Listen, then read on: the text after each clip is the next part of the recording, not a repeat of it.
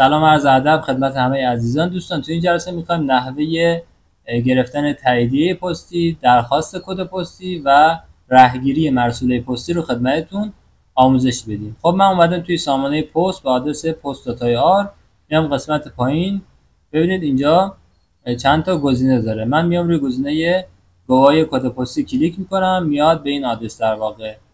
خب اینجا 3 تا گزینه داره که ما باهاش کار داریم. اولی صدور گواهی کد پستی، دومی درخواست کد پستی جدید و سومی پیگیری درخواست کد پستی. خب اول بریم سراغ تاییدیه پستی. من روی این گزینه کلیک میکنم.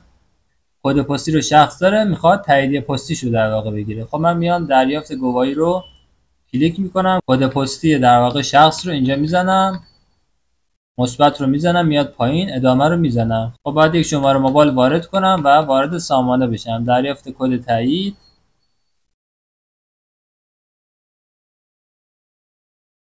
کد رو وارد میکنم و اینجا یک مقدار از آدرس رو دوستان نشون میده. خب اگر آدرسش درست بود انتخابش کنید و تایید و دریافت فاکتور رو بزنید. اینجا مبلغ 10900 تومان باید پرداخت کنید برای در واقع تاییدیه پستی. تیک رو میزنید، پرداخت رو کلیک میکنید، یک درگاه برای پرداخت انتخاب میکنید و پرداخت وجه.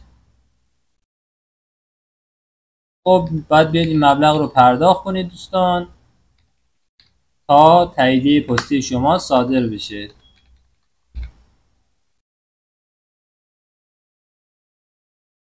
من رمز رو اینجا وارد میکنم و پرداخت.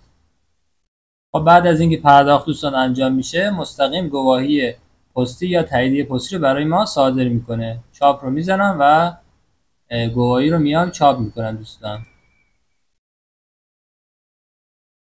به همین راحتی ما اومدیم گواهی پستی یا همون تاییدیه پستی رو گرفتیم. خب بریم سراغ درخواست کد پستی جدید دوستان.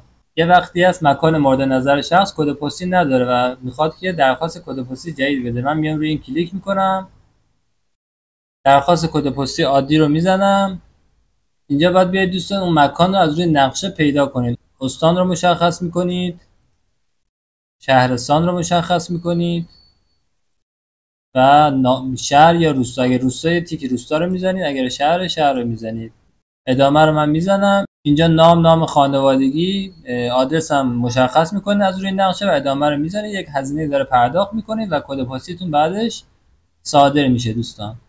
برای پیگیری صادر شدنش میاد از قسمت پیگیری درخواست کد پستی کلیک میکنید از طریق سایت پست، از طریق باجه شهرداری یا پست. خب این رو من میزنم. از اینجا اون کد پیگیری که بهتون داده رو وارد میکنید و ببینید که در واقع توی چه مرحله‌ایه کد پستی شما.